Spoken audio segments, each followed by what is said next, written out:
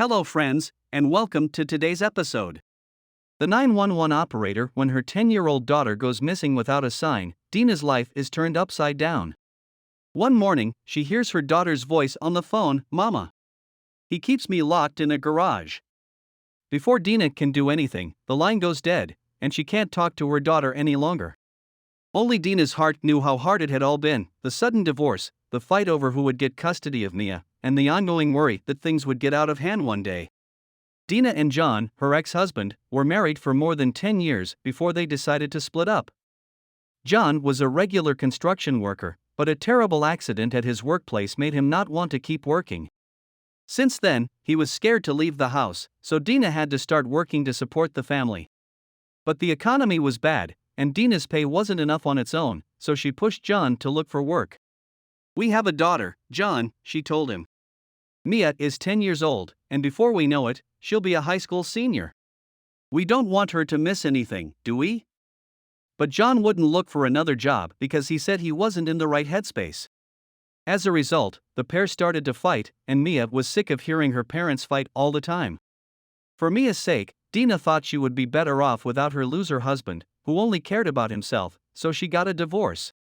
Then, 6 months after they split up, John called her out of the blue.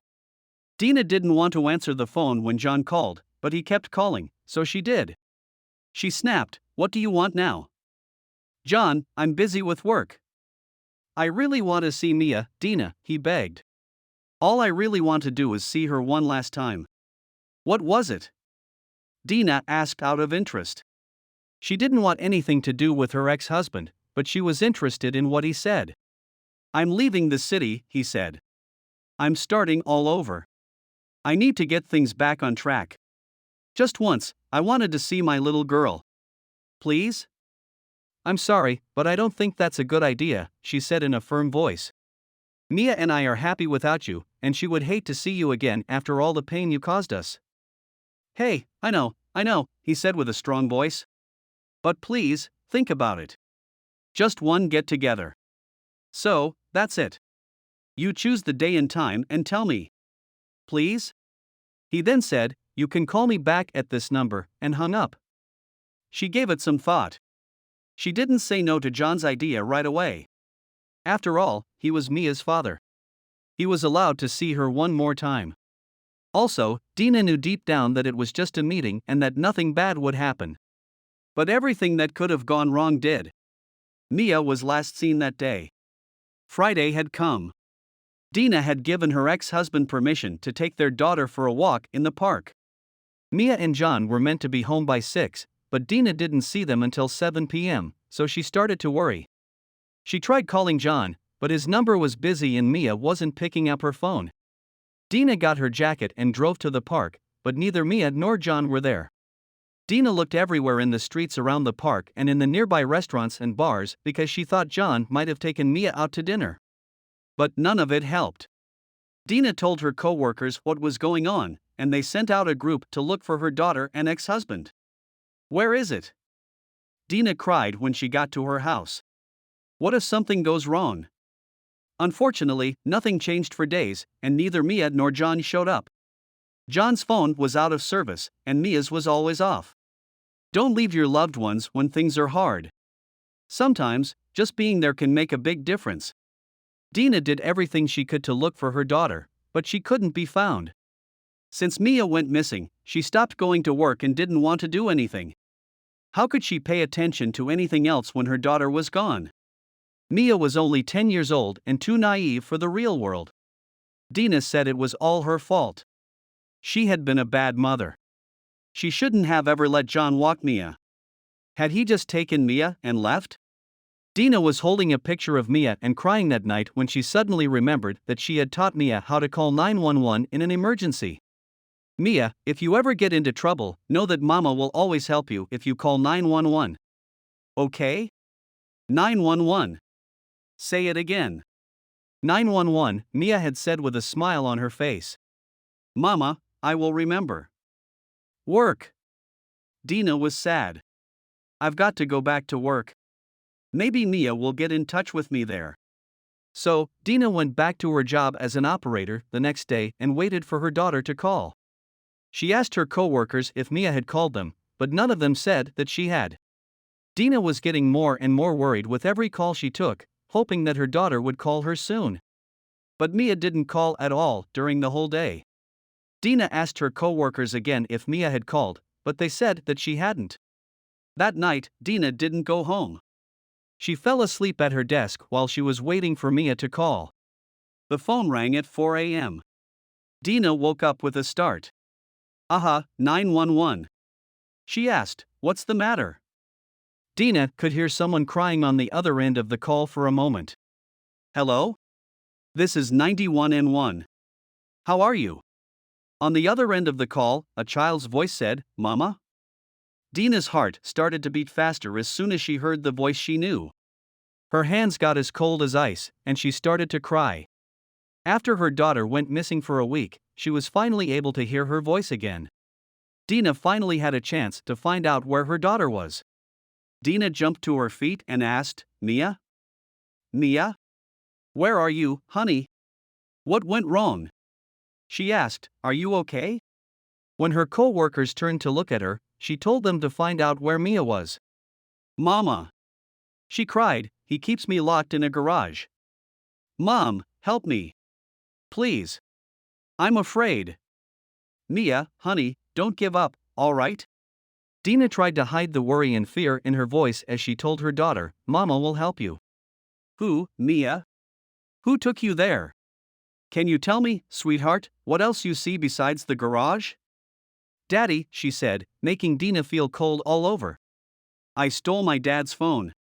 Mama, Daddy brought me here."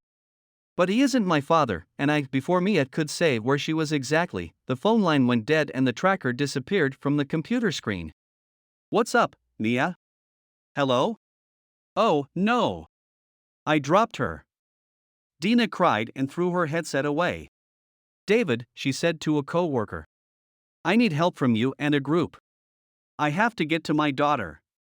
"Don't worry, we've got you," said David as he typed on his computer.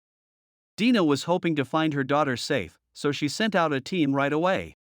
She had no idea that she was about to be surprised. When Dina and her team got there, they found a sketchy neighborhood with houses that looked like they hadn't been lived in for years. "She mentioned a garage," Dina said to the team. "Try to find a house that has a garage. Now. Spread out everywhere." Dina and her team split up to look for Mia in different places. They went to every house with a garage, knocked on the door, showed their police cards, and looked everywhere, but they couldn't find Mia. Dina knocked on the door of an old, run-down house, but there was no answer. Several times, she rang the bell. Not a thing. When she saw that the lights were on and clothes were hanging out to dry on the back porch, she thought, "There's something fishy about this." "Hello?" she asked, "Is anyone home? We're searching, so please leave the house. I can see you in there." Dina saw a shadow move across the living room's drapes. She knew now that someone was hiding in the house and trying to avoid her. Dina got her team together and had them surround the house from all sides. She said over the speaker, "If you don't leave by the time I count to 3, we'll have to break down the door. Say 1, 2, and 3. Dina told the team to break down the door at the count of 3. When she went in after them, she was shocked to see her ex-husband hiding under the stairs in the living room. The place was dirty and smelled like fish. There were food boxes all over the place. "John! Where is Mia?" she shouted. "What the hell were you thinking? Where's my daughter?" John looked scared and pointed out the window to the garage. She yelled, "No way! You didn't lock up our kid. You're a terrible person, John. What the hell is that?" Mia was inside the garage when Dina and her team broke the lock. "My little baby." Dina cried as she held her baby for the first time after what seemed like a lifetime. "Oh, sweetheart. I really missed you. Baby, I love you. I'm in love with you." Mia was crying so hard that she couldn't say anything. She did nothing but put her arms around her mother's neck and cry. Dina picked up Mia and looked around the garage. As she did, she saw something strange. The garage, unlike John's house, was clean and well kept. In one corner, there was a small bed, a desk for Mia to use for school, and a temporary room for her toys and clothes. "John, what's wrong with you?" Dina was confused as she watched her teen take John into custody and put him in the police car. "Why did you keeping our daughter here?" Mia wasn't hurt. Dina was happy, but she couldn't help but worry about what was wrong with John. He didn't look or act like himself. She had seen how scared he looked as he was being led to the police car. "Had Daddy kept you there, Mia?" she asked as she and her daughter got into a different car. "Did he hurt you on purpose?" "Daddy was acting strangely, Mom," Mia said in a tense way. "I was afraid, but he said he would protect me. I'd rather not talk about Daddy." There is always hope for a happy finish, no matter how bad things get. "Don't worry, kid. It's all right," Dina said, not sure what her daughter meant. Dina took Mia home and gave her a warm bath, dinner, and stories to read until she fell asleep. She gave her daughter a kiss on the head, and then she left the room. Dina was sitting alone in the living room and couldn't stop thinking about what Mia had said. "He made sure I was safe." Dina called David to find out if John had admitted to his crimes. When she did, she found out something terrible about her ex-husband. "Mild agoraphobia, it seems, Dina," he told her. "It's all about psychology. He didn't want to leave the house and thought that by staying there, he was protecting Mia." "Oh, no. But when did all of this start?" "He never spoke a word. When I dropped Mia off at the park, he looked fine. He did seem a little nervous, and I thought it was just, his nervousness. Well, he went to the doctor, and they said that it all started after an accident. Something seems to have happened at his old job. He was talking about it with a doctor." Then Dina understood. After John's accident, he quit his job.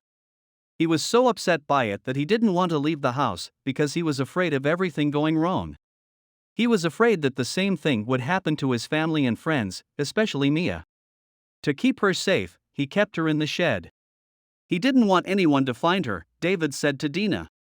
"At least, that's what he thought he was doing when he tried to keep your daughter safe." Dina felt really bad. She was so focused on how she saw things that she didn't notice that John needed her. Things would have been so different if she had been there for him and tried to understand him instead of separating him. Dina knew that things could still be fixed. She chose to help John get better and give him another chance. Dina paid for John's therapy meetings and was there for him, encouraging him that he could get better and move on. Even though John didn't get better for months, she didn't give up hope. After a year, things finally started to change for the better. Dina hadn't let Mia see John for so long because she wanted Mia to take her time getting over what had happened. But one day, Dina brought Mia with her to see John, and she was surprised at how well they got along. John's therapist was surprised to see how much his patient had changed for the better. He told John to hang out with Mia more often because he thought it showed that John was getting better. Today, Mia, John, and Dina are all back to their old lives. Now that John is better, they are back to being the ideal family. In fact, Dina and John are expecting their second child, so Mia will soon be a big sister. Dina feels like she's in a dream because her family is happy, together, and growing. That's it for today, friends. Please let us know what you think about this story. Thank you for watching, and we'll see you soon for more amazing stories.